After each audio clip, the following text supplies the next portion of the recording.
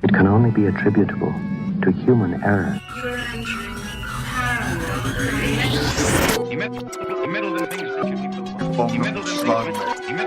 Where will we go next? This phantom from another time. No one, Mr. Muller. That's it, man. Game over, man. Game over.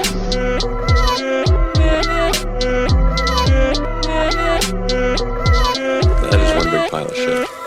Hi there, I'm Alex Daikaiju. I'm Jasmine Maywith. I'm Eli Watson. And you're listening to Cryptid. Campfire. Woo, woo, woo, woo. All right. Welcome back to month 2, guys. Here we are, second episode. Again, we are on that once a month instead of that once a week route. And we have a special guest here today. Why don't we introduce him? Aaron Why Deese. don't we? Why don't you introduce yourself? Hello. Yes. Hi, my name is Aaron. I am a boy from the internet. I have done many things. I have ridden in battle on the backs of elephants against unnamed horrors. With Whoa. Eli Watts. Eli and I have actually both engaged in elephant combat together, both as allies and adversaries. So, no, my name's Aaron. I wrote a book recently, and I'm really excited to be here. So thank you guys for having me. Yeah, thanks so much for being here. We will be talking about that book a little bit later, as well as the movie that accompanies that book. But Wait. We need to give Aaron his proper due. I feel bad. You know, Aaron is an excellent author. He's a great public speaker. He wrote the book, The Dogman Triangle, which you can purchase. And the movie, I think, hopefully by the time this episode's out, you can also purchase the movie and see Aaron's beautiful little face on screen. You also run a podcast, Hey Strangeness. Yeah, it's a podcast.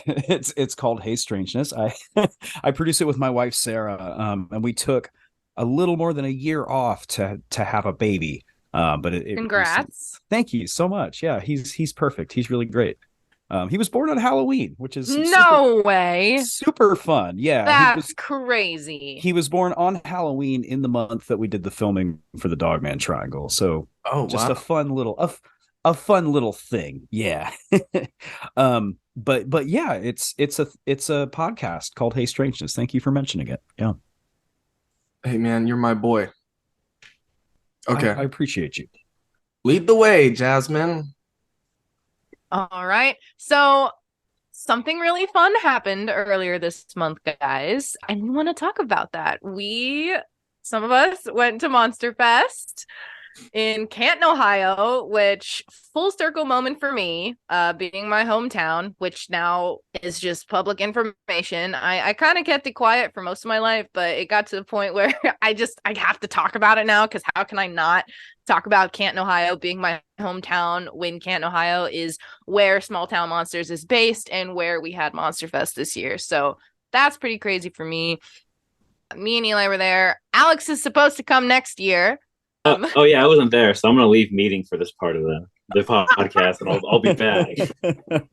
Alex has left the meeting. Oh. Every episode, Alex just disappears for a certain amount of time. It's like I'll come back when I'm relevant. No. that came out more self-deprecating than I meant. We missed you. We do wish that you'd have been there.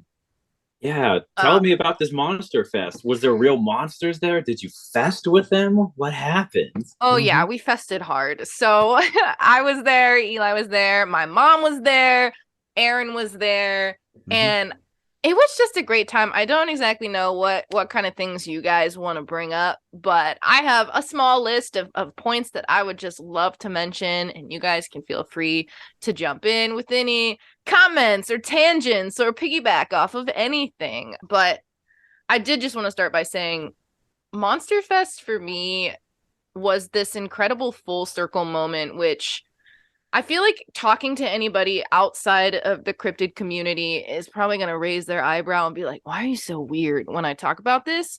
But for context, I moved to Los Angeles in 2016. And a couple years after that, we started Cryptid Campfire. And through doing Cryptid Campfire, I was introduced to Small Town Monsters. When I found out that they were based in Canton, Ohio, I was like, what the F, why did I not know about them? Why have I not heard of them? Why did I not know this? I lived in Canton. Come to find out, the reason that I didn't know about them is because they basically started in 2015, just 1 year prior to me moving out. So they really hadn't established themselves yet. So finding out that Seth was going to have this festival convention type event in my hometown of Canton, Ohio, I was like, I have to go. I can't not go. This is crazy. The festival itself was one day. It was on Saturday, June 3rd, I think it was. But they had a movie screening. You guys had a movie screening prior to that on Friday night. Eli, can you remind me the title of the movie? I always forget that the titles are all very similar, if we're being honest. But was it Man Bite Dog Man? Whoa. It was actually called Eli Watson and the Hunt for Friendship. Oof. And he found it. Oh, that's a good ending. Around a campfire. It was called On the Trail of Bigfoot, Land of the Missing. Mhm. Oh, that's a good title. That was the actual name. All right. But what's crazy about that movie screening is it was held at a theater that, and theater being not a movie theater only, but it was one of those theaters where there's like a stage and you can do actual live theater on it, and there's also a screen that can come down. So it's multifunctional theater. I used to dance at that theater for like 13 years. I took dance classes and had my recitals at that theater. So this whole event was just like so nostalgic and like sentimental to me, taking place in these spaces that I grew up in. Hallowed halls and grounds. Honestly. Did you do a dance at the theater too? You know what? I didn't. I was very tempted to go down into the basement, which is where the dressing rooms are, but I had a feeling that probably wasn't allowed. But I did also run around outside the theater because I was hyper. I was like, we gotta take pictures in the theater. We gotta. I used to dance there, telling everybody that I met that I used to dance there, like walking up to any Small Town Monsters community member. I'm just like, I used to dance here. They're like, cool. I'm like, wow. That Ohio air hits you different, huh, Jasmine? It does. It does. The theater is where I met a lot of Small Town Monsters crew and other members of the community, including Aaron. This is where Aaron and I had our formal introduction. We did. It was stellar. That's right. It's also where I met Seth formerly as well, Seth Breedlove.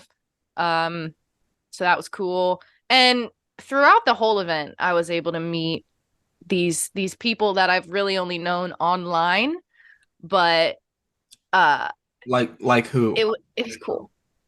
Like who? Well, everyone. Name one person. You like Small Town Monsters? Name 10 Small Town Monster people, Jack. I don't even Are think there there 10 Small I Town don't even Monsters? think there's well, I got to briefly meet Lyle Blackburn, who is mentioned in Aaron's book, as well as makes an appearance in the movie. He wrote the foreword for the book. Sorry to interrupt you. I apologize. He did. No, But that's a he really good did. point, which was funny because reading the foreword, my brain didn't connect what a foreword is. And so I was reading it thinking that you had written it. And then at the end, I was like, oh, wait, wipe the mind, replace the face, different story. I was actually once I got it in my hands, I've been obsessively rereading it over and over again. And I started at the beginning the other night and I was like, I don't remember writing this. And I was like halfway through it before I was like, oh yeah. Oh, wait, this isn't me. Yeah, sorry, please continue what you were saying. I apologize. Yeah, no, you're good. I briefly met Lyle. Like I said, we met Seth. I got to meet Courtney. I think I met Heather that night. If not that night, definitely for sure the next day. Zach. Oh yeah, Zach. Zach yelled at me outside of the theater. He did it as a joke, but it was kind of funny because I was like sprinting down the sidewalk and he went, "Hey, calm down." But I remember that. yeah, that was pretty funny. Because, well, by the time this episode comes out, maybe the same day, I don't know, there's going to be a vlog that comes out that chronicles the MONSTERFEST, and you will see Aaron shows up at the most unusual of times. Oh, really? What? You do. You just like, and it's And Aaron's here as well, and the camera pans to you, and you're there. I mean, I walked around a lot, but to be honest, that entire weekend is a blur, a beautiful blur of shiny colors and beautiful things. But yeah, I'm sure it's much more of a blur for you guys because you know, were an actual part of the event. I was there as a spectator, as a visitor, as a guest, which was really exciting. But I'm sure that you guys had your work cut out for you. Also, at the theater, the movie screening, we ran into one of our listeners, Caden, who I didn't know when I saw him. But what I did see was the fact that he was wearing a Cryptid Campfire t-shirt, and I lost my mind. You went totally insane? I mean, a little bit. I mean, I pulled up to this theater. The line was wrapped around the building, which that was exciting to see because I was like, okay, there's going to be a turnout here. I had no idea what to expect.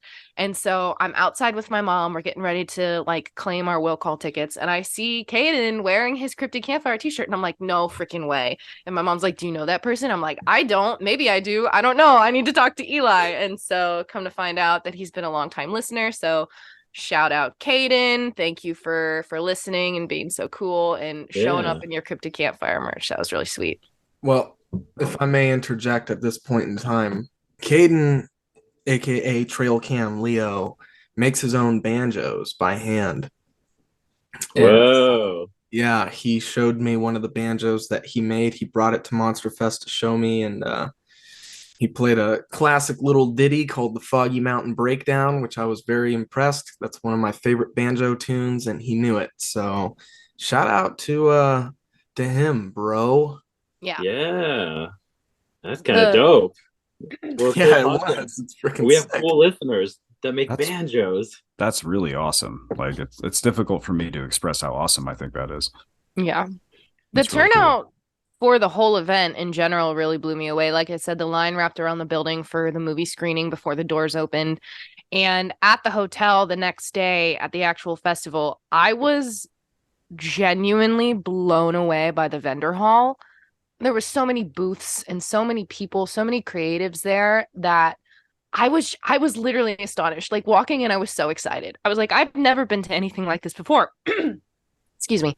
I've been to like comic book conventions. I've been to other sort of gatherings, but I personally, even in doing this podcast for however many years we've done it, I've never really been to a cryptid centric event like this. And I was just super excited about it. And I do kind of feel like I dropped the ball on having in-person interactions with some people that I've like only known from social media. So this is my formal apology to anybody who I may have run into but was awkward around. Because like going around to these different booths, I recognized names like Jonathan Dodd. I was like, I know that name. I know that art. I've never seen this man's face and I've never spoken to him before. That's my boy. I don't know what to do. But I got to meet him. And so... Wait, one more note on Jonathan Dodd. He did the cover art for Aaron's book. Hell yeah. He also did the witness illustration for the movie. This is true. Yeah, Jonathan Dodd literally brought this project to life. Yeah. It's really great. But I personally wanted to give a little shout out to some of my favorite vendors that I came across while I was there. Some that I actually got some things from. So just a quick shout out. You can look these guys up on Instagram and follow them for sure. They all have like a different thing that they specialize in. So first we got Strange Little Lands that make crazy dioramas with little miniature cryptids and animals and people. Whoa. We have Adulting Axolotl, who I in the future might reach out to them for a custom cosmetic bag. I also bought one other thing from their booth. We also have Conjure Dust Designs, which I got a postcard. You can't see it because we're audio only now at this point, but he had a cute little postcard of some cryptids gathered around a campfire. He calls it his troop. And I actually learned about a new cryptid that I hadn't known of before. Like I looked at this illustration and I was like, I recognize all of these beings except this one. Can you tell me what it is? And it ended up being the Grafton Monster. So I'm going to look into that in the future. And then the last one that I wanted to mention, again, this was a hall full of talented people, but these are just the few that I wanted to shout out. Also, all put together vintage designs, which unfortunately I wasn't able to pick anything up from them this time around, but I really loved all of the repurposed clothing and art that she makes. So if you want to look those people up, I'd recommend it. Hey, official Jasmine May with endorsements. Well, I came home with a haul, you know. I had all my goodies that I had to highlight and share on my social media. I have other stuff to say, but I don't want to dominate the conversation for too long. No, this is all very good. Like it's a blur. There was so much amazing stuff to see. The entire event is a blur. And I get what you're saying about like feeling like you missed out on interactions with people, because I would run up to people that I've talked to online for the last couple of years and be like, oh, it's so good to see you. This is great. I'll circle back in a little bit. I'm going to go talk to some other people. Yeah. And then I'd repeat that interaction 15 times and I never saw any of those people again. Yeah. So, you know, it happens. I came up with 9 full-time small town monsters people. That's what I was doing over here. I could put in some more, but like people that, you know, I think are running the core of the operation. You know, I don't know. Everything happens in the shadows. It's all it's all compartmentalized information, but just based on what I know. Oh, interesting. I wonder if I could come up with a similar list. Ooh, we should. We can compare them. This will be so much fun. All right, secret hierarchy. I will tell the story. So, Jasmine's describing a very fun and wholesome time. I spent the night in one of Seth's spare bedrooms for reasons I will not disclose. It was his son's bedroom, and so I woke up after 5 hours of sleep. And I was disoriented by all the transformers around me. And then it was time to go interview a gentleman named Micah Hanks about the chupacabra. And so and that was at, I believe, 7 a.m. So I interviewed Micah. And then after that, Micah's interview went very, very long. And he did not have the AC on in his room. And apparently he was not hot because he was wearing pants and a jacket. And the sun was rising and hitting his room. And it was so hot in there. And I was like, I'm going to die. And he just keeps talking and talking about the chupacabra. And don't get me wrong, I love Micah. But like, I was not. I think he might actually be a Men in Black. Ooh, dude, which there was one of those at the event. Exactly. Yeah. But then shortly after Micah's interview, I interviewed Aaron about the chupacabra as well, and that's how I ended up in the elevator with Lyle Blackburn. And then I got off on Aaron's floor, and then when Aaron finally came up to the floor, he was like, "Oh, I just saw Lyle getting out of the elevator." I saw Lyle on my flight home, but he doesn't know that. Hey. I was too nervous. I was too nervous to walk up to him and say anything because like we had only briefly met at the event, and I was like, I don't know if he's going to remember me, and I don't want to have this awkward interaction before we get on a plane. People don't like flying. He's a super nice guy though. Like you could even just come up and be like, I like your books. And he'd probably be like, thank you, I'm Lyle. With that, you know, with his accent. He's got that award-winning baritone, but he does. I want to ask you, Eli. So at this point, you're sleep deprived, and you've had what 4 to 5 hours of nothing but chupacabra info put into you. And then the event starts,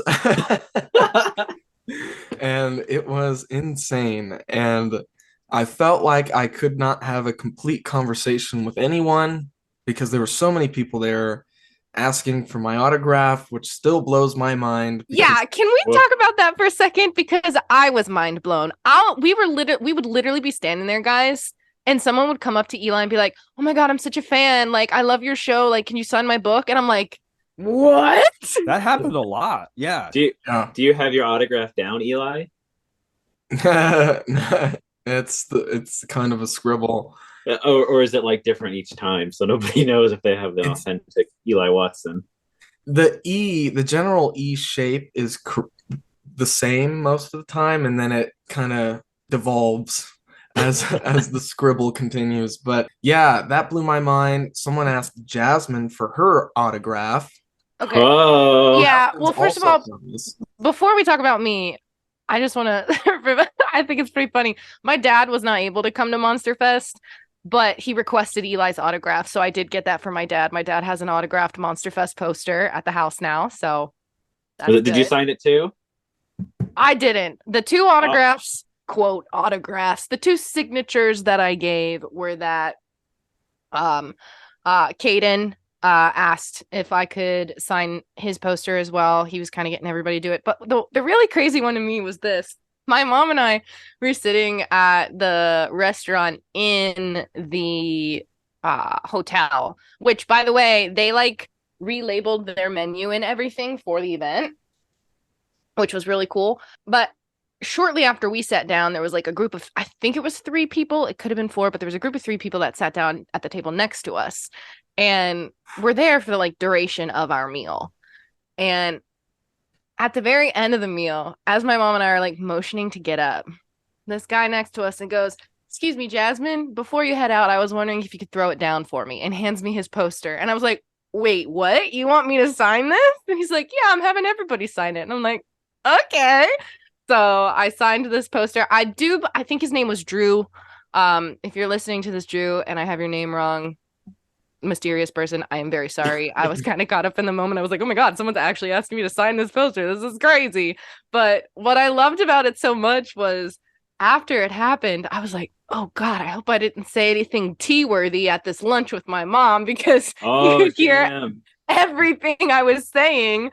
Man, but heard that. They never knew you cursed so much either. I know. I also thought it was just funny that, like, it's funny, but it's not funny. It's actually very respectful that he waited until I was done with my meal. He like didn't interrupt me when I was with my mom. And I was like, I'm not a celebrity, but the fact that he like had the respect to wait until I was done with my meal to catch me before I left instead of like interrupting while I was with my mom, I thought that was really sweet. So cool. Yeah, those were the 2 autographs I signed. Eli signed way more than that. It's crazy to me. It's genuinely so crazy. It's crazy. He had a freaking full-size banner poster with his face on it at the entrance of the festival. Him and Alex Pedikov had this giant like banner, and I was like, "What is happening?" Eli was, all the rage at this thing. It sounds like I'm being sarcastic, but I'm not. Like, I heard people saying, "Where's Eli? I need Eli to sign this and that." Like, and it's surreal when people come up to you and they're like, "I would like your autograph," person that does internet stuff. Like, it's weird, man, in a good way. You were getting that. Was that your first time, your first touch of celebrity, Aaron? Yeah, it was. Because people were asking you to sign the book and sign the movie poster and whatnot. I signed a few books. I signed a few posters. I lost track after a bit. I just was like, I need to stop keeping track and just enjoy the moment. I signed one of Shannon's books. A kind gentleman came and purchased one from her, and we were hanging out at the table together, and he asked her to sign it, and he was like, "Will you sign it too?" And I was like, "This isn't my book." And he was like, "Yeah, but I want you to sign it." And I was like, "Okay." So somewhere out there's a copy of one of Shannon's books with my signature in it. I was like, "This is cool. I'll remember this for the rest of my life." Makes it super rare. Yeah, it's definitely the only one. But no, it was just a great event. I agree with everything Jasmine said. It was, very, very big and awesome and like great for a first year event, but not even like, oh, it was the first year, I guess they did okay. Just really, really good. And I worked South by Southwest in Austin as a volunteer for a few years, and I've been to a lot of gaming conventions. I've been to other cryptid conventions. This was top tier. They did a fantastic job. So. Yeah. Shout out to Courtney from Small Town Monsters, who basically put the whole thing together by herself. She deserves a tremendous amount of praise for doing that. So, yay, Courtney. You're probably not going to hear this, but I'm going to tell her. I tell her to her face every time I see her. Seth busted me for walking out of one of the screenings early. Oh, no. You know what? Did you just leave my movie? I was like, yeah, but I'm trying to go somewhere else. I'm sorry. Or I guess real quick before we go, did you have any favorite food at the festival? Unfortunately, there were not any food vendors. The only food available at the convention itself was the restaurant attached to the hotel. So you kind of had to fend for yourselves. And let me tell you, if you ever go to a convention like that, go to lunch early. Even if they're not serving the lunch menu yet, go and get your table because the line is going to be long by the time it's actually lunchtime. My mom and I sat at the table for like an hour before the lunch menu was even available. Luckily, they let us do that. Our waitress was really nice. But yeah, go early if you want to get food or plan to leave the convention and come back. Not a lot of stuff. This is going to sound like a criticism, and I don't mean it to be, but not a lot of stuff is open in Canton. Hey now. No, It seems I had a couple misadventures where I walked to a convenience store only to find it closed, and that's just the way it is. I'm from a different place. I don't know the ways of these people, and that's fine. But like it seemed to be the same with restaurants. I would, it was hard to find food. I don't know what that's about. But what's the deal, Ohio? What's the deal, Ohio girl? Tell us about this. I don't know. It's an interdimensional portal, so I friggin' knew it. Yeah. But yeah, downtown Canton, you would think that there's a lot of places you could walk to get food or something like that, but you kind of have to drive to get anywhere, and whatever is around is going to be this like obscure fast food place. But yeah, the food that we did end up getting was good, so the restaurant had good food, but unfortunately there wasn't any like. It would have been really cool though to have like cryptid themed snacks. That's what I was wondering about, like, because you guys we have chupacabra flavored popcorn, or we. Mm-hmm. Oh, there was one vendor that had exotic jerky, but it wasn't cryptid themed. It was like labeled what it genuinely was. So like whether it was alligator or some other exotic animal's jerky. So that was there. But I think that was there any other food vendors, any snack vendors? I can't remember. There was the coffee folks, and I'm there was coffee. I'm overstimulated and can't remember the name of their company. It was great. It's probably on the map. They have alien themed coffee, and it's wonderful. It was so good. It was just what I needed. That sounds good. Micah Hanks actually treated me to a glass, and I was like, "Thank you, Micah Hanks," and wonderful coffee vendor. Yeah, we love coffee on this podcast, so it's good to hear. Yes, I'm drinking coffee right now. Me too. I just finished a Red Bull. I think it was Alien Coffee Roasters. I think it's about Alien Coffee Roasters. Yeah, it would be a really poignant name that I should be able to remember, and I would botch it. Yeah, they were great. I wanted to buy one of their mugs, but Whoa. Yeah. I don't know. I was very tired. That day was very much a blur for me. I remember talking to Jasmine the most. I think that was the most consistent conversation I had that day. Even though it was broken up into parts. Yes. You drifted up to me in the hallway at one point, and you were like, "It's going pretty well, huh?" I was like, "Yeah, man, seems like a great turnout. It's going great." And then you just like faded into the mist. I don't know where you went. Wait, really? He floated into the darkness. I remember this vividly because someone came and asked for your autograph right before that interaction, and then you were gone. I didn't see you until the end of the day. I don't think I saw you till dinner. Probably. And dinner was there was a lot of people there at dinner. That was a trip.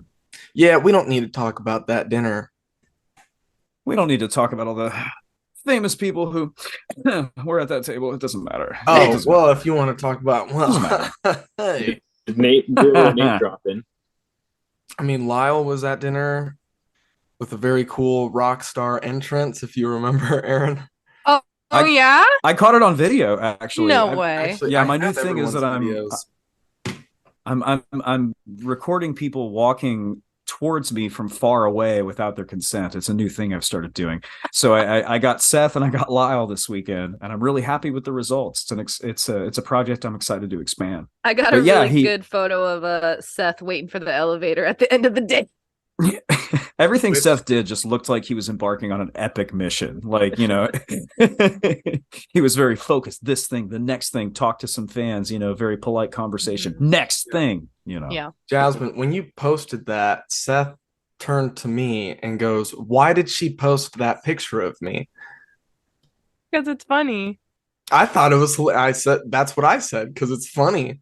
The answer wasn't good enough. So one of the other cool things that happened while we were at MonsterFest, so I mentioned there being live podcast recordings, and one of those was for Spooks, Creeps, and Assorted Devilry, which I always read as Spooks, Creeps, and Assorted Delivery, because that's just what my brain does. But they invited us to sit in on their live podcast recording and kind of gave us a few minutes to talk about our podcast and our experience at MonsterFest. Whoa, no way. Yeah. Yeah, Alex, this was actually, if you guys remember, I was on their podcast prior to MonsterFest, and that was the one I was frantically texting you guys. They're asking me about Cryptid Campfire. What do I say? Because it was before our return. But yeah, they didn't ask me on air, so it does not compute.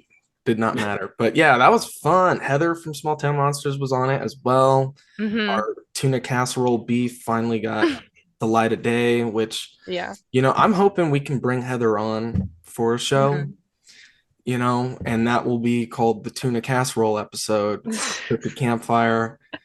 Alex, it's okay if you don't understand that joke.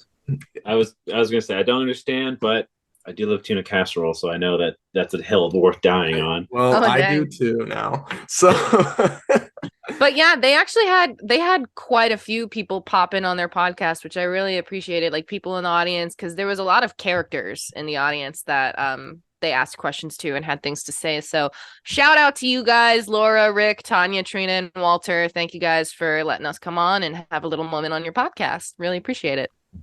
yes. One of the aspects of this convention that I didn't expect, and maybe it's because I should have heightened my expectations, because as I said at the beginning, I didn't really know what the turnout would be for this event. It ended up being really, really well. So some of the things they had happening at MonsterFest, they had live podcast recordings, they had speakers with presentations, and they had movie screenings. One of the movie screenings being, of course, the Dogman Triangle movie that we're going to be talking about here in a little bit. It was the starting film screening. So it was like at the top of the day, one of the first things that was available to people who were attending. And I wanted to go, of course.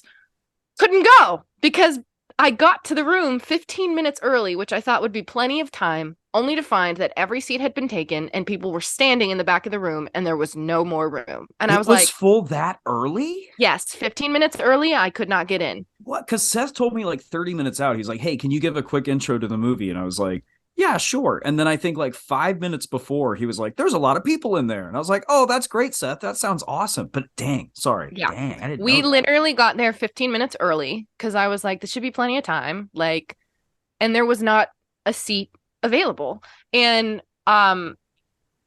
potentially we could have stood, but that really wasn't going to be comfortable for my mom or me. And then I was like, I can probably just watch it later. And so I was like, it's fine. We don't have to watch it right now. But yeah, so I wanted to like let you know that it was a great turnout for your film screening specifically, that I literally couldn't even go. I did. I was in there. I sat up by the front corner, kind of to the side of the projector, with Shannon and Mothboy Matt. And I felt bad. I kept having to get up and go out to the hall for various things. At one point, I dropped my phone. Huge mess. So I kept like interrupting the movie. So if anyone who was there is listening to this, I do apologize for that. But like the room was full. And I was like, people, they actually seem interested in this. And a lot of times with film screenings, people get up and they leave early. And like only a couple people left early, and it was to go do something else. And it was towards the end. I was like, oh my God, nobody's bored. Like, not that like, I've never been bored during a Small Town Monsters movie, but to see something you helped make have that kind of an effect on people, it's surreal, man. It's weird. I'm still unpacking it. Yeah. But now, transitioning into the man of the hour, the golden boy, Seth's favorite long lost son, Aaron Deese. Oh, Jesus. So, what is a Dogman Triangle? A Dogman Triangle, specifically with regard to Texas, is a triangular formation of space which can be traced on a geographical map. When placing Dogman encounters on this map, it remains consistent with the shape of the general triangle. When we zoom out, the triangle remains consistent, and reports correlate with one another in terms of physical description. effects on the witnesses, topography in which the sightings take place. I'm sorry, I don't know what this is. I didn't plan this. It just I was gonna say, it sounds like you might have said that more than once in your life. No, and I did. I'm one of those psychotic people that rehearses when they know they're going to have an Mhm. interview or something. Like I had responses prepared for certain questions. I don't know what the hell that was, so I do apologize. Well, no, that was good. But you did have the opportunity to speak on the panel at the movie screening that happened at MonsterFest, which was not just strictly about the movie that had been screening there. Seth in the panel opened it up to any and all questions regarding any projects or anything like that. And there was somebody in the audience who asked you for essentially a pitch on the Dogman Triangle. So if you're able to perhaps recount that or repeat that answer, that might be good. Yeah, for sure, for sure. And it is basically the thing that I just rabbled off in that really strange and obnoxious fashion. But, you know, if we look at sightings of dogmen or purported dogmen activity in the state of Texas, and then we put them on a map, there's a very thick concentration towards the middle of the state. And it does make up a triangular formation. And there are reasons for that that are very logical that I'm sure we can get into if you guys would like to. But that's what's there. And the Texas Dogman Triangle, yeah, you need a catchy title, you need something that people are going to remember when they hear about it, but it's a literal thing. And the more research we did into this, and I say we because a lot of people contributed to this project, a lot, the more research we did into this, the more that triangle seemed to take shape. And it's remained consistent. You know, even since the book has come out, I've had a few people come to me and say, hey, I was so excited when I heard about this project because I grew up hearing about these things and I'm from Lytle or I'm from Medina or I'm from, you know, some of the other places that are mentioned. So in summary, that's what the Texas Dogman Triangle is. What gets me really excited about it is that we have all these modern anecdotes and recent reports, but they correlate to historical sightings and folk tales that we can trace back over 100 years in some cases. So when you take those folk tales and you take those modern sightings, you take newspaper clippings from the mid-century, put all that stuff on a map, all of these patterns, sorry, I get excited over this, all of these patterns are consistent. So in summary, that's what the Texas Dogman Triangle is. And what would you say are the 3 points of the triangle? I know that you kind of identified them in both your book and your film, but can you tell us exactly what those locations are that are the points of that triangle? Yeah, absolutely. So in the north, it's the Dallas-Fort Worth area, and there are several sightings around that space that kind of designated as that spot. Going down to the southwest, you have San Antonio, a bunch of other activity down there. Even outside of San Antonio, Kerrville is one place that's outside of that area, but still kind of in that part of Texas. And then we go over to Houston for the southeast corner. And it's, again, the same thing. You have sightings that are maybe a little to the north of Houston, maybe a little to the south, but that's the major city in which it's concentrated. So when you say Dallas, Fort Worth, San Antonio, Houston, I think that's easy for a lot of people to kind of frame in their minds. Like, okay, yeah, these 3 big cities. So yeah, I get that because some of the more obscure cities, people might not have a visual on the location when looking at a map. Like when I say I'm from Canton, Ohio, people are like, where's that? I'm like, it's an hour south of Cleveland. And then they go, oh, okay. So yeah.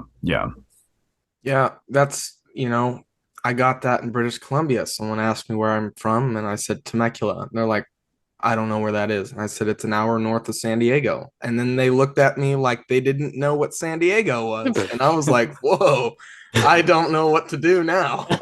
You some kind of witch? San Diego's 2 hours south of LA. Yeah, pretty much. So I will say that I was able to gain access to. I was gifted with the access. Okay, go ahead. Oh, yeah. Okay. Jasmine was gifted access to both the movie and the book. As was Alex. And as was Alex. But this is really exciting because this tome has been about Jasmine getting into books. So, oh yeah.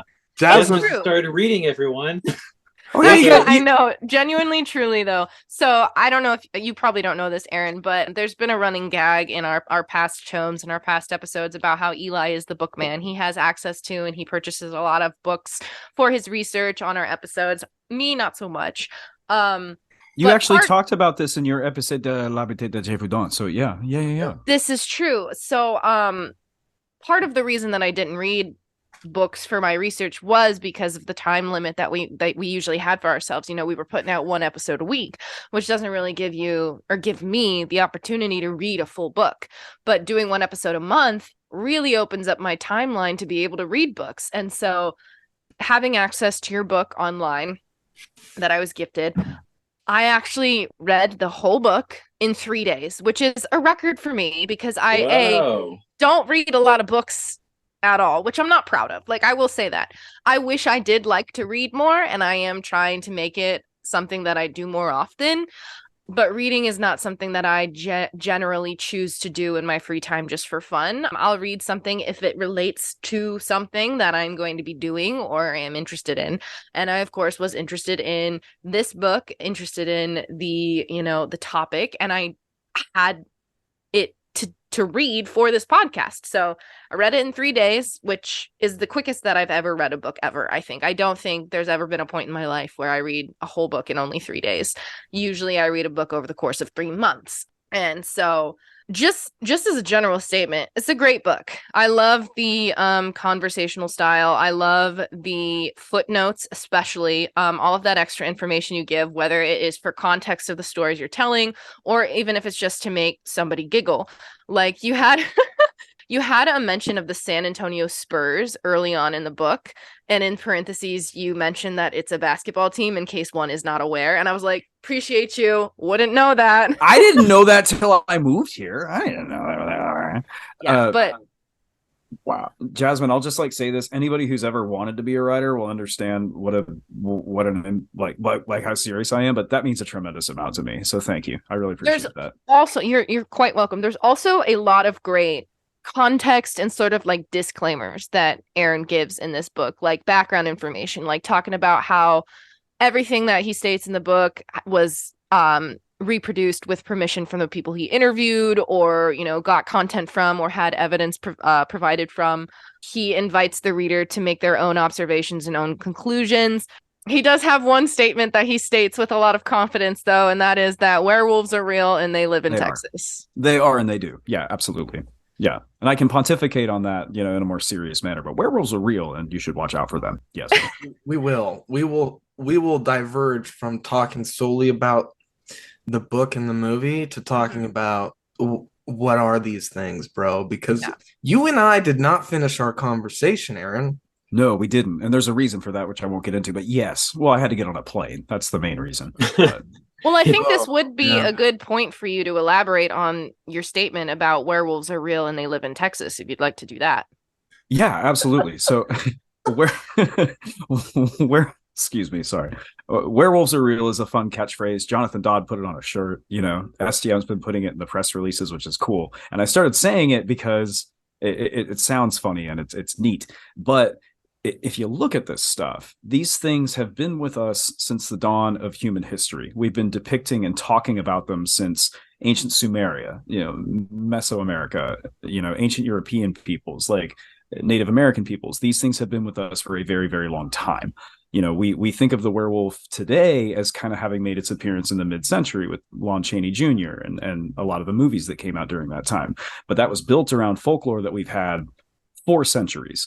And then you bring these sightings into the modern day where people will look you dead in the eye and say, no, I saw one of these things. I'm not crazy. I know what a dog looks like. I know what a wolf looks like.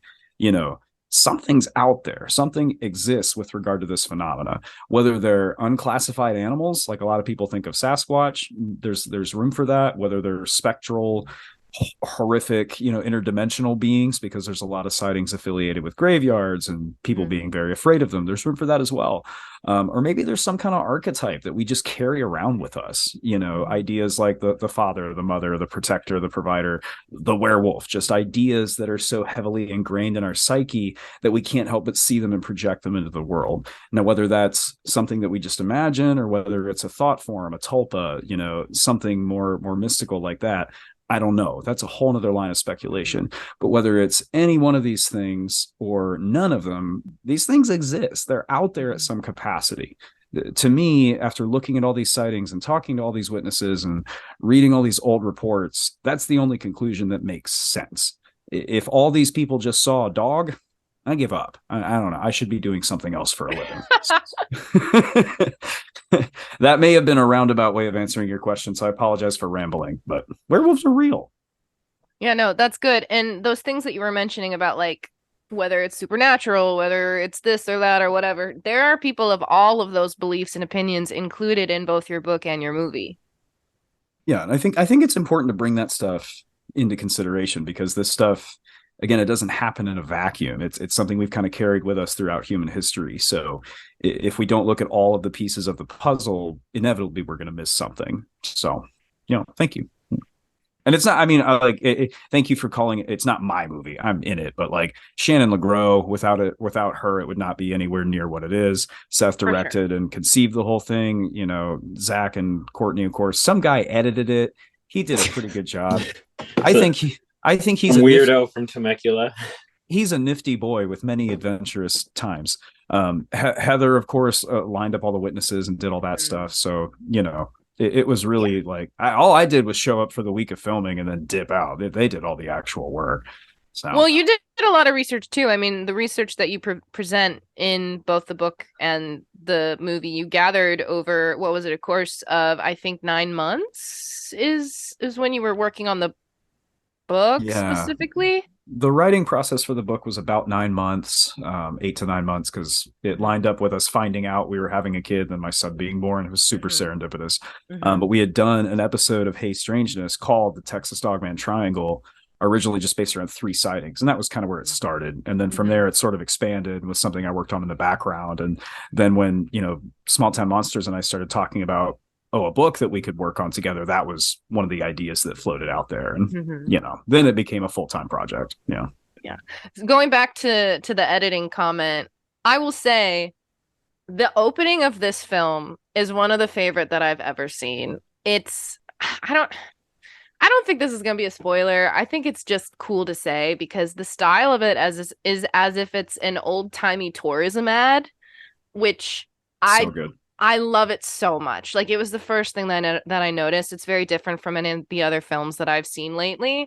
I will say, though, that I had very visceral reactions to the Dogman trail cam images that come right after that. I was like, dude. Oh! Well, if I may use our one F-bomb per episode. The quote. We all get one. Oh, everybody gets one? Yeah. Everybody gets one. Okay. I'm going to waiting on you, Jesse. A lot of those trail cam photos were created through AI. And when I got them through email, Seth was like, look at these photos of these dogman, dude. They're f***ed up. I think that's correct. They are. They're like, when I genuinely, they creep me out. Like, they are the stuff of nightmares. But here's the thing, though. Those the artistic depictions, the AI ones, the ones that Jonathan Dodd did, they're all consistent with the eyewitness descriptions. And when you're making a film, you have to visually fill in some of the blanks. Like, you just have to do that. Otherwise, it's just people talking to each other for however many hours. And I'm not saying this is Seth's or Eli's thought process. This is just my thinking. So those depictions, in my mind, having researched this stuff, they work. They fit really well. I'm not saying that you guys are saying they didn't, but they're scary as all get out. Yeah, they are. And it's a very, like, the shift from this nostalgic, homey, happy tourism ad for Texas suddenly becomes nightmare fuel. People have Kickstarter backers have texted me and messaged me about that intro since it came out, and it got an applause in the screening room. Just that intro, yeah. Because I have heard nothing about the reaction to this movie, but if I may talk a little bit about the inspiration for the introduction, because Seth and I were beating our heads against a wall trying to figure out how do we introduce the movie, because at no point in the movie does anyone say, hey, we're talking about werewolves in Texas. No one says that. That was never filmed. So we were like, okay, how do we establish subject matter and location, like, pretty quickly? And it was January. Okay, so here's another behind the scenes look. There's one scene in the movie that I personally shot. And it was the scene where Aaron and Shannon are looking at that video evidence in the hotel room. Mhm. And that was not shot in Texas. That was shot in Vegas. And Nice. there is a large chunk of that story that will never be shared publicly. Well, that was the weekend that we did Elephant Battle, but we can save the rest. Yeah, that's a good way to put it. Elephant battle. Oh, well, that sounds dirty. Anyway, um, We're talking a lot about the movie, obviously, and the book. The movie is not.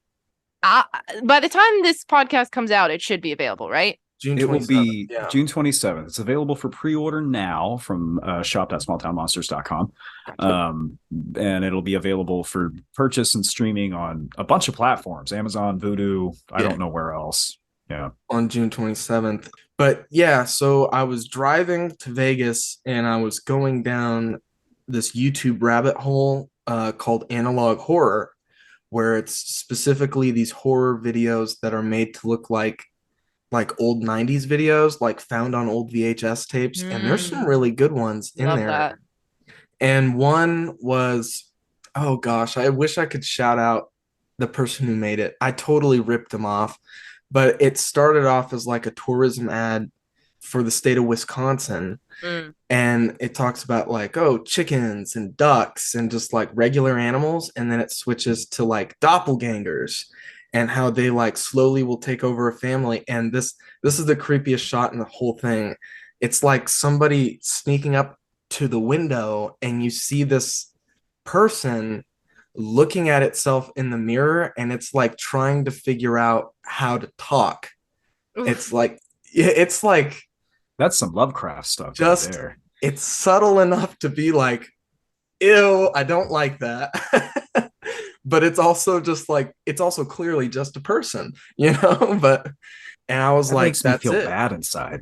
Yeah, it does, dude. Oh, dude, it's all like dude. And yeah, I saw that and I was like, that's it. That's how we're gonna do this. And I got Rob Roy Menzies, who does the intro narration of my series, Mysteries and Monsters, to do the intro narration for Dogman Triangle because his voice fits perfectly. And there are two versions of the intro. The original is still my favorite, where it's the original. That's the one I sent to Aaron. It's the 4x3, and it looks very 90s, it's in that style. And then Seth wanted to change it to like a more 50s style, but it didn't really fully translate. So it's kind of like this weird hybrid. But yeah, I think it works either way. And then the other unique thing that I really like about this film is the images. They switch between inverted colors and regular colors. And that I also stole from Red Dead Redemption's loading screen. Oh, heck And yeah. I think it works. I think it just freaking works. It works really well. It suits the tone of the interviews and the overall tone of the movie, which I'll let people draw their own conclusions as to what that is. But like, it works. It works with the vibe. Yeah. Yeah. If every writer has daydreamed about their work being adapted into film, and anybody who says they haven't because they would never sell out is lying. You've thought about it. And like, if I were to imagine visually what a film based on this book would look like, I couldn't have come up with this myself, but this is what I would want it to look like. And it does. So, well, thanks. This was my first feature film for Small Town Monsters. There was a lot of difficulties putting this together. There is a stark difference between putting a movie together and putting YouTube content together. Yeah, this was very, very challenging. I worked on it from January to like March, maybe even in April. I can't remember. But yeah, that was really tough. But I'm really thankful. One of the things that I really, really enjoyed was you, Aaron, because Seth told me before he gave me the footage, Aaron is really good on camera. And I'm like, okay. It's true. It's Thank true. you.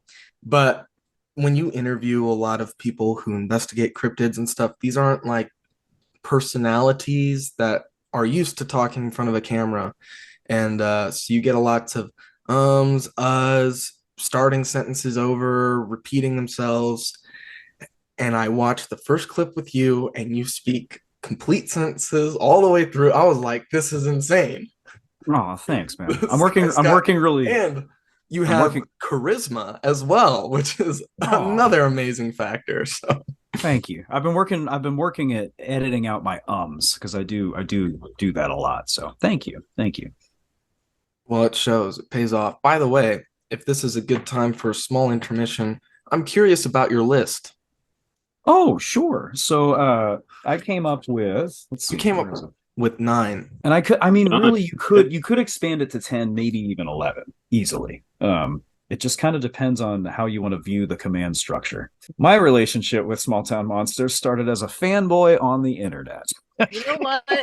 That's how all the good ones start, because that's dreams coming true, man.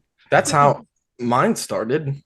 You know, Yeah. how many jobs can you say that, like, I can say this about my current job, is that I interviewed my boss. That doesn't happen every day. No, it doesn't. Yeah. Or at least But- if it does, it doesn't end well for most people. Not in this economy. Yeah. But anyways, I'm curious how you got to 9. Okay, so here's who I have, and like, here's the thing: I've tried to stop shouting out names on podcasts because I always leave people out. So just with that in mind, Oh, interesting take. yeah, it just makes me feel really bad. Yeah. Seth, Zach, Heather, Courtney, Alex, Adam, Brandon, Eli, Jason. Is that 9? Oh, Adam. 5, 6, I think 7, that's 8, nice. 9. Okay, yeah. And I mean, Shannon, of course, you could put in there, so that expands it to 10 because she's been in so many movies. And really, I think we all know that the person in charge who controls everything is Tommy. So, Yeah, from Tommy. there, I mean, if he's not, king of everything, then Tommy Seth's kid? oh Yeah. yeah, he's clearly the mastermind behind everything. Like, Yep. yeah. Tommy once told me that I was his best friend. Aw. Oh, Then he that's cool. said that he likes my face. And then, according to a story, Seth told me once after I got out of the car, he picked up Tommy, and Tommy said, "It smells like Eli in here." That's so cool. Apparently, I have a particular stench. Got a musk to you. Yeah, no, Tommy is a legend. I feel like Is this- he could be like the Wizard of Oz character just behind all of this since day one. Hmm. Is he the one who has this Transformers collection you woke up to? Yes, Tommy doesn't sleep in his room. He sleeps in Seth's bed. So Seth was like, "You can have Tommy's room." So that's why I was sleeping in Tommy's room with a Spider-Man blanket and surrounded by Transformers. Nice. Which isn't too much of a far cry from your room, which has Spider-Man blankets and Star Wars toys everywhere. Oh, And Legos. Yeah, Legos mostly. too. Well, here, combine the love. Here's Star Wars Legos. Star Wars Legos, Oh, and they're missed out audience. I sleep with a Godzilla blanket every night. Gotta. wow. Okay, well, I came up with far less people than that. Oh, okay. Got to 10. I would agree with your choices. I just Yeah. went with who's on payroll. Oh. So I Expose came the up- company. Who's on the payroll? Yeah, follow the paper trail. Follow the money. You'll figure it out. The Inside Scoop with Eli Watson. Well, this There's is going a to sound theory. horrible. With a company with less than 10 people in it, I actually forgot someone. So, I'm not going to divulge who, but you reminded me.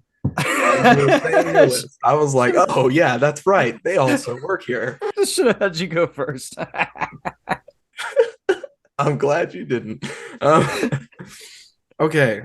Are we moving on from the book and the movie and talking about werewolves? Yeah, I mean, I feel like there's only so much more that we can toot the horn about for the book and the movie, which are both great. So we can go ahead and kind of transition into talking about werewolves and all of that. We talked about the book. We talked about the movie. Go out. Go buy it. Pause the podcast right now. Go read. Go watch the movie. Then come back with that info because we're going deep dive into werewolves right now. We are, and I will say, my brain didn't make the connection at first when we sort of decided what our second episode would be. When we said we would talk about MONSTERFEST and bring Aaron on to talk about the Dogman stuff, my brain didn't go, "Oh, more werewolves," because our first episode for this tome was talking about the Beast of Jebudon, and Aaron actually mentions the Beast of Javedon in the Dogman book. So I'm like, oh, this is perfect. We're still riding this Dogman train. So let's get into it. Dogman, werewolves, which in the book, Aaron actually uses all of those terms interchangeably. And can you remind us again what your reasoning for that is, Aaron? Yeah, there are a couple reasons. One, on the first draft of the manuscript, the word Dogman appeared over 200 times, which is, when you take into account the witnesses and everything, that's inevitable. That's going to happen. So I needed to mix up the wording a little bit. Two, and more importantly, it's consistent with what the witnesses describe. And you'll read werewolf for one encounter, you'll read Dogman for another encounter. I try to make it clear fairly early in the book that when we say werewolf, we're not talking about transforming under a full moon. So I tried to kind of structure it and set it up to where that makes sense within the manuscript. But those are the two reasons. One, you have to not say Dogman 20 times on the same page. Two, that's what these people are describing. So. Yeah. And I think that distinction was actually really good to make, because you mentioned in the book about how the idea of like a transformation from a human to a werewolf under the full moon is more so something that was created by Hollywood than is actually based in history or fact and things like that. So I would say that was a good reminder for me, because when I immediately hear werewolf, I think transformation under the full moon, you're secretly a monster that turns into this creature at night, but that's actually not what we're talking about. Well, and the word werewolf, and if you go back to its roots, means wolf man or man wolf or wolf person. So literally Dogman and werewolf, if you boil them down to their most basic parts, they mean the same thing. So, and I had to do the same thing. This is a fun little fact that I haven't talked about. I had to do the same thing with words like monster, creature, entity, encounter. That was one I had to go through and mix up a lot. So I did spend some time with the thesaurus during the latter parts of the editing process. But that was a good thing to do, because as I've said, the book is really good. I enjoyed reading it. And part of the reason that it is a good read is because it's not super repetitive. Like, there is variety in the vocabulary, which is really important to keep a reader engaged, I think. Coming from someone who reads a lot of books, that's really important. I appreciate that. I wanted to commend you for that, though, because that is the mark of a good writer, because too many... I read books, and when you spend enough time reading books and reading from the same author, you come across, they tend to use the same words over and over and over again. So you do a good job to spice it up. So thank you. I appreciate that. And I do that same thing, which is why that part of the editing process was so essential. And then, like, even going back and looking at it now that it's physically in my hands, I see places where I use the same word 3 times in the same, 2 pages. So like it's just part of that process of creating something and then destroying it and then recreating it. You use the same words. Aaron, what are these things? Yeah, so it depends who you ask. It really does. If you talk to people out in Sam Houston National Forest, it's something that they deal with on a daily basis.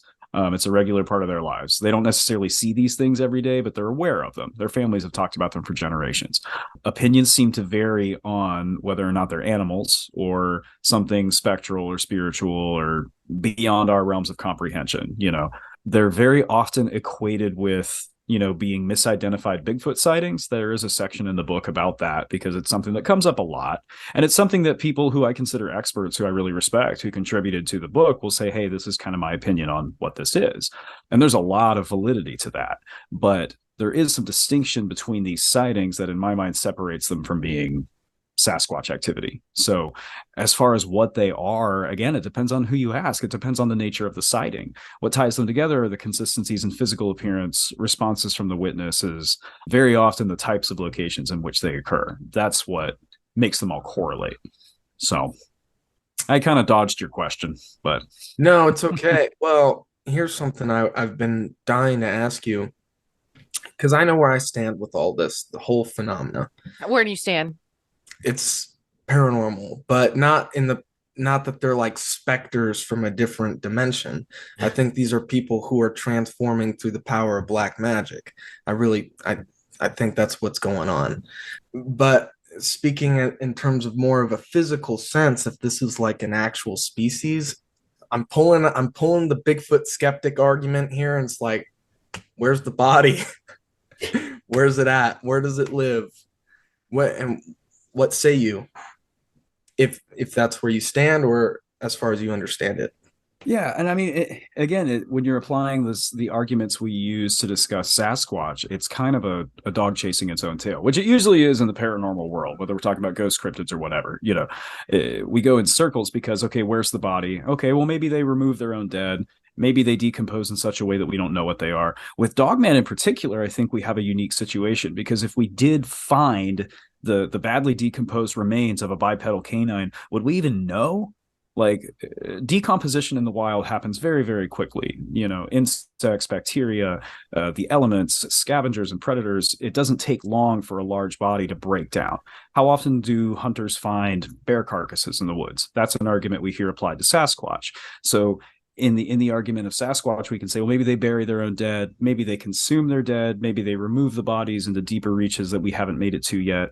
With Dogman, I think it's a little simpler. I don't know if we would even know what it is. If we found a skull, maybe a paw, a spinal column or something like that, who is going to stop and go, this is probably a werewolf. Let me send these badly decomposed remains off to a lab and see if we can identify some difference between any and all known canine breeds and this thing. We did that with the artist formerly known as the Texas Chupacabra, and we actually learned quite a bit from that. But with Dogman, I don't think, unless it's a fresher body, which my opinion is that there aren't enough of those things for that to be a likelihood.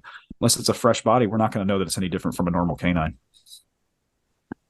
Is that where you lean? Do you lean that way, that these are like a physical thing? Or I'm not trying to press you to make... No, it's a really good and important question, and I'm glad you asked it, because when I started the book, my answer was yeah, absolutely. I think I even say that pretty early in the book, that it's my opinion that there is an unclassified canine species living somewhere in the hill country, and I stand by that. I do think that, and I think we have precedent. Well, I know that we have precedent in the state of Texas for something like that to exist. Sure. But after the film, and after talking to more people, and after kind of expanding my research a little more outside the state of Texas, and seeing how encounters that do seem to be a little more supernatural in nature, how they also correlate to these sightings that seem to be more based in the physical realm, I'm not as hard-lined into that yet. My opinion is that there's probably more than one thing going on here, but that's about as far as I could go as saying that, like, yeah, this is my opinion. Not to derail the conversation and start talking about bears, but I hadn't thought about that, what you just said about the argument, well, do people ever find dead bears in the forest? If you don't know this, that's completely understandable, because I'm bringing up a question that's not related to our true main topic of discussion. But do you know how often dead bears are found in the forest? Do you have that statistic? Okay. No, I don't. I mentioned that purely as an anecdote that I've heard without any data to back it up. I do not know. Okay. It's few and far between, but there's also something else to the element of finding dead animals. If, like, an animal gets injured or an animal's sick, it does kind of get the idea that it's going to die, and it will bring itself to a more secluded area and hide under a rock, or in a cave or bushes. In a cave or something. It will do that. So they will go and hide and die. So, like, you just finding like a dead animal on the hiking path is probably not very likely, but it does happen. Well, if you think about a creature that has above average intelligence for a canine breed, which we can reasonably assume that these entities do just based on what we've heard and the way they behave, and it's used to staying concealed, it's used to remaining unobserved, we can assume that same argument would apply, but that it might even be more able to consume itself despite its size. And I'm just spitballing here, but Okay. I need to address this with you right now. Hit me. For me, if you're going to presume that these are like a living species, like physical, that they're an undiscovered species, I don't buy that it is a canid species. I don't buy that at all. And the reason being is, from my understanding of the way evolution works, is that it creates relatively stable models. Things like lobsters have been around, alligators, birds have been around forever. And, bipedal primates have been around for a while, Homo erectus, Neanderthals, and stuff like that. But canines have always been quadrupedal. Mm-hmm. So my argument would be that if they are real, that it's a primate. But, there are primates with more prognathism than other primates. Baboons are an example. I was gonna say Prognathism, we hear about baboons a lot in correlation Yeah. with these sightings. Yeah, Right. as a part of the descriptor. Mhm. for the audience, prognathism refers to like the snout, right? Like primates typically don't have that, but baboons are a big example that they do, that they can. So like for me, it would be another bipedal primate, kind of like Bigfoot, but different from Bigfoot, possibly more aggressive. We know baboons are typically more aggressive than gorillas, on average. They're crazy, so it's possible. I don't know. That's what I wanted to say. That's my 2 cents. There you go. Take it or leave it. We're leaving it. Thank you. I feel like that's a valid This 2 coming cents from the guy though. who believes in black magic werewolves. Well, no, it's a valid argument, because again, that's something that people who have spent much of their lives researching this stuff, like a couple name drops, Lyle Blackburn and Michael Mays, will posit that same theory that there's a lot to suggest that maybe these are primates of some kind, or Sasquatch that we're misidentifying. And then there's argument that maybe Sasquatch sightings are apes that have escaped from facilities or private owners or something like that. So it's not hard to follow that chain of logic from some of these sightings to maybe it's an ape. There are sightings near and around San Antonio, and there's a primate testing facility with over 2,000 specimens right in the heart of the city. So Right. But I do want to say I don't think these things are misidentified Bigfoots either, because I feel like there's enough differences. I trust witnesses enough to know that they're not looking at like it's like looking at a baboon or a gorilla. Are you really going to get the two confused? I would have enough faith in the average person to know the difference. I also think that like if you're gonna see something like that, everyone's first thought usually is Bigfoot. And so if the thing looks distinct enough to not be Bigfoot, then it's probably not a Bigfoot, because that's a very good point. Very good Thank you. Because like if you're out and you see something unexplained, the joke always is, oh, it's Bigfoot. But if immediately someone goes, that's not Bigfoot, that's something else, then you kind of have to believe that. Definitely going to quote you on that next time someone asks me that question. Let's go. You can interview me for your next book. I'll just have that one sentence. I just did. Let's go. This was never our interview. This was all a scheme for Aaron to get content for his next projects. Yes, Black Flag operation. Oh yeah, are we allowed to talk about that? Probably not, huh? I have not. Because let's maintain it then. There is much more research to be done. I will say, and this is just something I'm doing on my own, I am continuing to compile reports on this stuff, because I think I mentioned this earlier, but I've heard from either through comments on the internet or people that came up to me at MONSTERFEST, I've heard about 6 other encounters that fit the profile of these stories that would have been in the book if I'd known about them early enough. Wow. So what I'm going to do with that information, I don't know, but I do feel very strongly that this is not necessarily the beginning, because people have been researching and talking about this stuff for a long time, but this is not in any way the end of this inquiry. Like there's a lot more to do and a lot more to look at. So I'm definitely going to keep working on that. But hit up John Dodd for a new cover and do a revised edition. Yeah. I mean, we could do that. We could maybe, I don't know how publishing works. I'm just daydreaming. Like we could do an updated edition with, a little thing on the inside with new encounters. Yeah. Hey man, 32 new bonus pages. Yeah. dream your dreams. You've already made some of it happen. So like nothing's out of the realm. I'm gonna just keep writing stuff down, and then when Heather's like, "Hey, we're gonna publish something," I'm like, "Okay, here's some stuff I wrote." that's how it's gone so far. It's working. It seems to be working out. So, okay, so what do you think about this? Because I was reading a little bit of your book.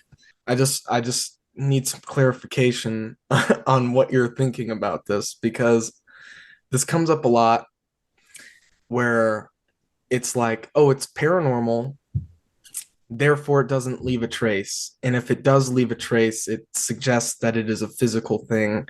And somehow, for some reason, we can't say that it is both simultaneously. What do you make of that? I don't think we can say that it's not both, because we don't understand the definition of what paranormal means. Even within our own community, there's debate over to what exactly that means. I use the term pretty generally for cryptozoology, UFOs, ghosts, interdimensional stuff, anything that's not normal. But there are schools of thought that differ very strongly on that. Sure. So how do we know that something that steps out of a portal from another dimension doesn't leave footprints? How do we know that something that is the ghost of a Native American shaman, which some of these stories, that's what they're purported to be, doesn't leave claw marks on a tree? We can't say that because we don't know biologically what these things are, or if they even fit in with anything that we can describe as biology. What if they're aliens? Some Dogman sightings correlate with UFO encounters. Not so much in Texas, it seems like, but there is a lot of conjecture about that. Okay, well, what's an alien? Does it follow the same laws of physics that we do? Does it even breathe oxygen? Does it understand things like hate, love, and fear? You know what I mean? So if we're talking about something paranormal, in my mind, it exists so far outside of what we perceive as reality that we can't split the two in half. We can't say it's a physical being or it's some kind of spectral thing. And when we talk about a species, this is in the book too. Courtney over at Small Town Monsters and my wife, Sarah, were super helpful with this. They're both veterinary folks. When we're talking about a species, we're talking about something that can breed, that can reproduce. If these things are mutants or one-offs, they may not be able to reproduce because they don't have the right set of genetic parameters or whatever. We see that all the time in dog breeds because dogs have been crossbred and intermixed so much. So is it a species and that it's something that occurs naturally, or is it a beast or being that exists outside of what we perceive as reality? Does it just know how to camouflage itself really well? I'm sorry, I could ramble on this one for a while. No, it's good though. It's interesting, and it needs to be addressed. Well, here's something else. Here's some more food for thought for you. Aaron, currently reading this book called The Secret History of the World, and I've had some deep discussions with several people about this, but it introduces the concept, or rather educates the audience on this idea that most people have believed in prior to like the Industrial Revolution, which is the concept that spiritual things, it seems to be in modern Western culture that we try to separate the two, what is physically happening and what is paranormally happening or spiritually happening, to whereas people of the ancient world and people still in the world today believe the two are congruent. You know what I mean? The idea of like, there's a constant influence of spirits and stuff on us in our daily lives. Our intrusive thoughts, if you want to call them that, are actually thoughts projected into our minds from spirits that are trying to influence us and trying to get us to act a certain way. And I just thought I would throw that at you because, well, you bring up the archetype of the werewolf or whatever being... Dude, I don't really know where I'm going with this, to be honest. But Are you talking about Lycoan Greek mythology? Things like that. Those things were viewed as more. I don't know. My whole thoughts on these things are always shifting, but I'm not fully convinced. Well, first of all, let's get this out of the way. Beast de Gévaudan, that's not a werewolf. Let's be real here. That's not. It was probably a wolf or pack of wolves, or, I do like the idea that it could have been a hyena owned by a rich psychopath. That's, yeah. I don't like it, but there's room for it, But yeah, that was probably not. Could have been one of the reasons the theories was it was just God himself sending punishment down in the form of a wolf in this one particular area in France. Yeah, you're absolutely right. Mr. Giant Monster. And that was the theory that the church really, really liked to put. I've been planning that all day. Please, Mr. Giant Monster is my father. Sorry, but no, I agree with you. And the lichen thing, I don't know what to make of that. I do subscribe to this notion that mythology is more of a historical record of how our consciousness changed over time. And so that was probably a way of describing how people felt about cannibalism. So Yeah. I mean, you could have had some kind of a ruler or a king who was a psychopath. There's plenty of precedent for that in history, and maybe he ate somebody, and all his subjects were like, "Oh my gosh, he's a wolf! The gods have cursed him to be a wolf." Like, it's not not too hard to make that kind of a leap. Yeah, yeah, right. But I don't know. I guess what I'm trying to say is, in fact, we'll probably discuss this a lot more as we talk to Carrick about Manimal Files. But the Dogman of the ancient world, I'm not sure what to make of any of it, dude, to be real. Sorry. That's where I took that. And I agree with you. And that's why, as a writer, you kind of have this advantage, depending on how you want to write your book, but you don't have to come down on conclusions. And so I consistently take the coward's way out and say all of these things may be connected. All of these things may have nothing to do with each other. It could be as simple as wolves have been all over the world for centuries. And so, of course, people have talked about them. It could boil down to something that basic, but I don't think that's all there is to it. So why ancient peoples were writing about this stuff and why there are similarities, but also disparaging information in them. I don't know.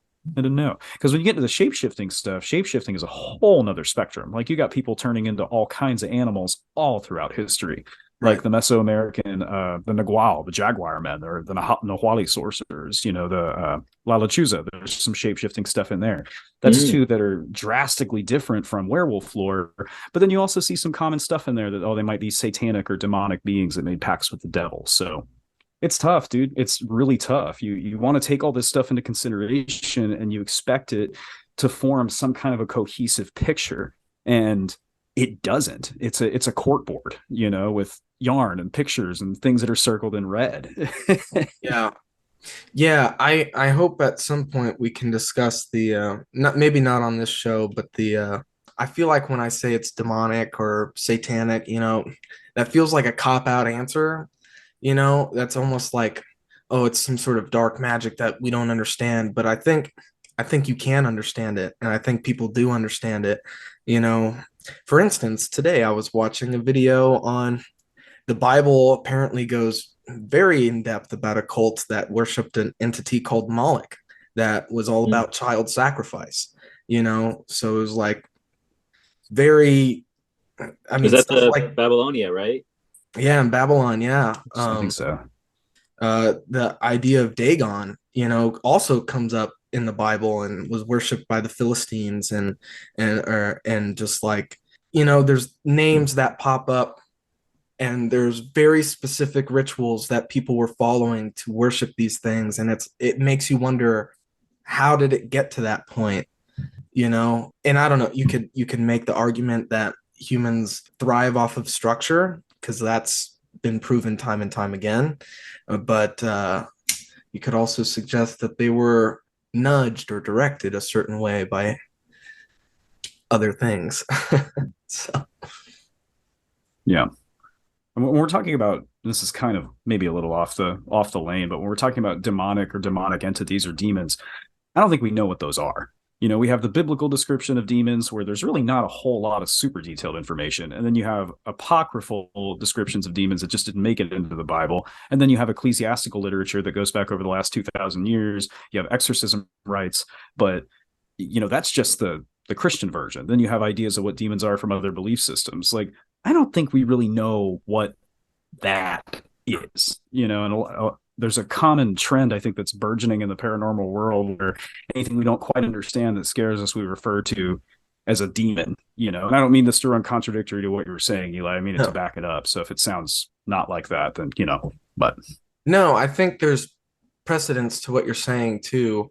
There's commonalities in different cultures between what they believe in different entities, but there is also differences. But there's also people who have, like, really studied these things, and I don't know, it's interesting. That whole concept of demonology is very interesting, and Yeah.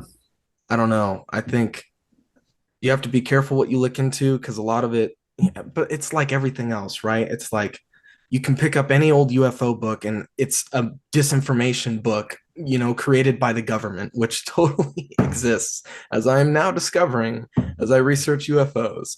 Or like you read a Bigfoot book and it's totally full of crap. And you can also pick up a demonology book that's totally BS, but people have been talking about demons for thousands of years. So there's a lot more to weed through there. But we can also change the subject now. We're getting way we're getting out there.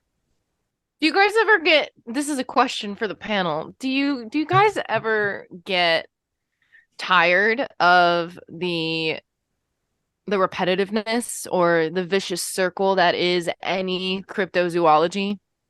Yes. Yeah. Well, like I'll tap out a lot. I started this stuff as a hobby where I was filling most of my spare time reading and researching it. And I still love it. I'm still passionate about it and I enjoy the heck out of it. But, I have like made myself find time to do other things I enjoy that aren't related to this stuff because it can be exhausting. You can take one Bigfoot report that leads to another, to another, to another, to another, and you can spend literally days just following that chain. So it's great to follow the rabbit holes, but you got to stick your head up above the surface every now and again, to speak an analogy, because it is exhausting. It's overwhelming. Like, even if it's something you love and something you enjoy, it's exhausting, and you gotta get out of it every now and again, because like stories will start to run together. But like when I was really deep in the research process for the book, some of the stories have so much in common with each other. I was getting them mixed up and confused. Yeah. So I'd have to take a few hours away to make sure I'm not putting this story just because I thought of it, read this one. So yeah. No, I tend to do not something similar in the exact same sense, because I'm not actively investigating any phenomena like you are or like Eli does. But in terms of like repeating a story or having like a casual conversation with someone about a sighting or an event or an experience, I have a hard time doing it because I have a hard time lacking onto the details, dates, names, locations, all of these things that are very like specific to a sighting or an experience. They're lost on me over time. Not even over time, very quickly. Like I can have the general idea of something and be like, oh yeah, that's the one that this happened, or that's the one where that person got taken, or whatever. Like I watched the movie twice, actually. I watched it once at regular speed on a first watch, and then I watched it today before we recorded this episode on 1.75 times speed to refresh memory. And like every time I saw a witness come up and they would start talking, I would go, oh right, that's the one where this happened. But you couldn't ask me right now who so and so was and what happened when they saw the Dogman or whatever. Yeah. So yeah. Well, and that's why I think it's important to write this stuff down. You can't remember all this stuff. Nobody can remember all this stuff. As people age and their lives change, they can't even necessarily remember all the details of their own encounters. So that's why I think this kind of work has value, because at least we can preserve these stories. And when you put it in a film format, which for a lot of people is more digestible than a book, I get that. I don't begrudge people that. I think that helps, because it kind of puts the word out there and makes it more accessible. Yeah. No, I think Aaron touched on something really good, because my interest in this, and it comes across in my series a lot, is as a historian looking at it historically. And that's essentially what Aaron is doing in his own book, is chronicling a history, analyzing patterns. That's, no real historian will tell you, they can just read a book on Ben Franklin's life. Before the first person who wrote a book on Ben Franklin, there was notes and letters and references and newspaper articles, and they had to sort through all of that, and some of it conflicting.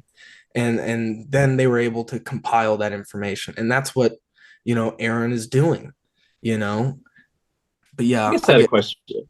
Oh, go for it. Oh, I guess just, it's something that I always just think about, because we've been talking about so many cryptids throughout the years, and it's all hearsay and it's all theories and various sightings, and, the details can kind of get lost. And I guess just like, What do you think would happen if, like, say tomorrow someone found a dog man, like either shot one to death or caught one, and it's hard too because they ride the line of either being paranormal or physical. But if someone caught a physical dog man, because that's proof that, like, oh, it's theory throughout centuries we've been talking about dog-headed people. Oh, they're real. There's like one right here.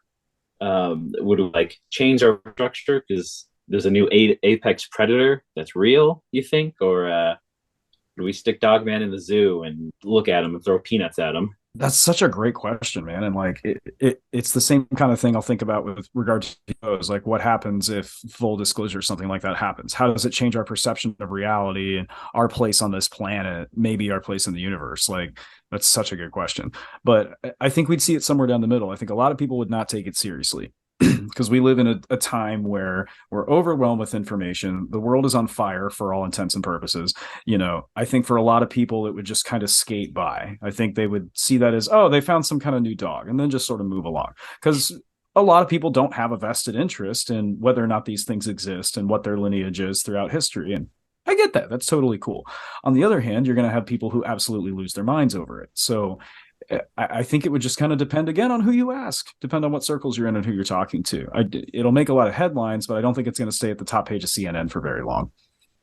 I've always thought about, like, because we mentioned it once or twice of, oh, imagine you're driving on the I-5, you're going to work, and a UFO lands, and it's like, aliens are real, everyone. UFO landed, they're real. And it's like, that's crazy. I still got to get to my 9-to-5 job. Yeah. And that's almost where we're at right now with all this information that's coming out with this, story that the debrief broke recently. Like, that's almost where we're at. And the headlines are still cycling faster than ever. Society hasn't shut down. We don't have world peace. People haven't given up all religions and embraced their fellow man. Like, but they also haven't panicked and started shooting each other in the streets necessarily, depending on who you are. So, like, the knowledge of the potential of aliens hasn't caused the shutdown of society, but it also hasn't caused any great changes. And I think when you're talking about something like a werewolf that to a lot of people makes no sense it could exist at all, I think it would be similar, but even on a smaller scale. Even fewer people would probably talk about it. So, but I could be wrong. I don't know very many things. I've always thought that, like, if we're talking about a singular instance, like one dog man, one Bigfoot, one something is found, I've always felt like it's not going to make sense. The fact could be that it's real. Scientists could come out and say, this is a Sasquatch, this is a dogman, this is a being that we've not previously identified, and there would still be people who go, I don't believe it. That's a really good point. Yeah, because we have like two-headed sheep in science at certain places, whether they're mutants or things that scientists have genetically engineered. If there were fields and flocks of two-headed sheep, we'd be freaking out a little bit. But correct, yeah. I was kind of thinking of that in the same terms as like a dogman. Like, say the dogmen uprising, and they just all decided we're taking over the planet. Then I think people might believe it, but then there could even still be people who are like, no, we're all experiencing a delusion. We're all, under the influence of something. This isn't real. This is, nobody. I don't think there will ever be a common agreement on whether something like a cryptid exists or not, even if we're presented with every type of proof imaginable. Well, it's time for the question, because we haven't had an interview in a while. But there's a question we like to ask everyone who comes on Cryptid Campfire. And I'm very excited to talk to you because I feel like I know at least what one of your answers is going to be. But Aaron, what's your top 5 monsters? Fictional, real, or anything in between?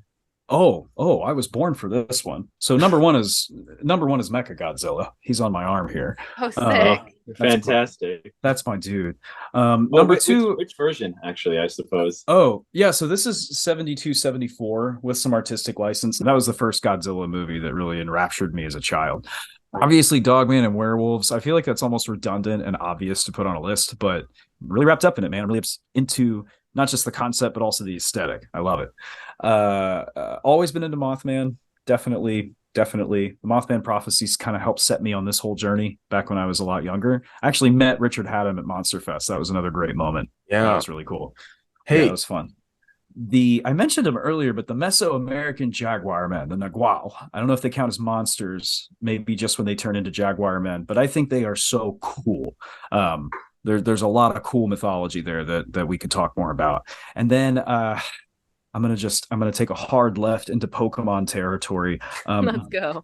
Gengar, the final evolution of Ghastly, Mm. who you first encounter in the Lavender Town arc. I feel very strongly that Gengar is very cool and also very terrifying.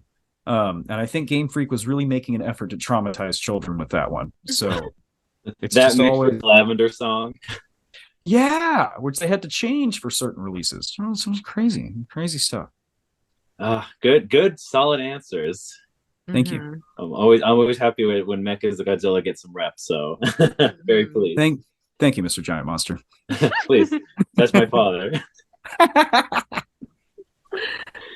Well, I think we're finishing up here, gentlemen. So I just want to give another thank you to Aaron for joining us today. Thank you for having me. Thank you so much. Of course. I mean, like we've said multiple times throughout this podcast, you're very well spoken. You're very charismatic. You're very easy to watch, easy to listen to, easy to read. So I look forward to the other stuff that you do, whether it be something that is not related to Dogman or a continuation of the research that you're already doing. Thank you. That's very much appreciated. you also forgot he's just a hunk. Well, the paranormal world needed a thirst trap, and no. I immediately regret saying that. Please edit that out. That was terrible. Oh no, It's saying. Go ahead and use Eli's quote for your book. Put it on the front cover. Aaron, where can people find you if they want to follow you on social media or look at your other work? Yeah, at hey_strangeness is the handle we use for all of our social accounts. And Instagram is really the only one we update regularly. You can find our podcast by the same name on your podcast platform of choice. And we do have a website, heystrangeness.com, which I did update yesterday. It is current. Nice. So those are probably the top 3 places to keep an eye on. Yeah, of course, obviously watch everything Small Town Monsters does for updates on the Dogman stuff because, they're doing an amazing job with all that. So by the time this episode comes out, the Dogman Triangle should be out for Amazon Prime, iTunes, DVD, Blu-ray purchases through smalltownmonsters.com. And then, of course, you can always purchase Aaron's book, The Dogman Triangle, I think from Amazon and smalltownmonsters.com. So that's also how you can stay up to date on the boy. Yes. Such a humble yes. Yes, you may. It was a good ass conversation. Thanks for coming on the show. It was Absolutely. Fantastic. Thank you, guys. Been looking forward to it. All right, Cryptid Campfire boys, let's tell the listeners where they can find us as well. I'm Alex Daikaiju. You can find me on Instagram at Alex Daikaiju. Alex DAIKAIJU. I make comics. I draw monsters. I say words sometimes. And I make my own comics. Check them out. Normally I say research, but the research was Aaron Deese, so he was the research material. So go check him out some more. But if you want to check out someone super cool, super awesome, Jasmine Maywith, tell the people what they got to know. All you really have to know about me is you can find me on Instagram at Jasmine Maywith. That's JASMINEMAEWITH. That is where I'm at most often. I do have a Twitter. I'm active on there sometimes. You're not really going to see much from me there. Instagram is my my platform of choice, so you can go ahead and follow me there. If you don't already, you can go back and see some of the posts that I made from MonsterFest, check out what my haul was, see some photos from the vendor hall, and things like that. Sick. And we're throwing it to the man himself, the main star for MonsterFest 2023, the main attraction. He attracted all the people. They even had to pay tickets to see him. The Eli Watson, now on ice. Yeah, I'm Eli Watson. You can find me at the Eli Watson on Instagram. That's where I'm most active. You can also follow me on the Small Town Monsters YouTube channel, where I'm doing my series once a month, Mysteries and Monsters, talking about aliens right now. Oh boy. It never ends. That's about it, dogs. Yeah. Dogs, get it? Dogman, werewolves. That's it. I see what you did there. Yes, yes, you're making me look smarter. Well, thanks guys for listening. If you joined us for our second episode, like I've said more than once now at this point, we're coming back once a month instead of once a week. So we will catch you in July. We'll catch you in July. We'll see you in the summer, guys. Yeah, feeling the summer heat, baby. Let's get the Gluck out of here. Yeah,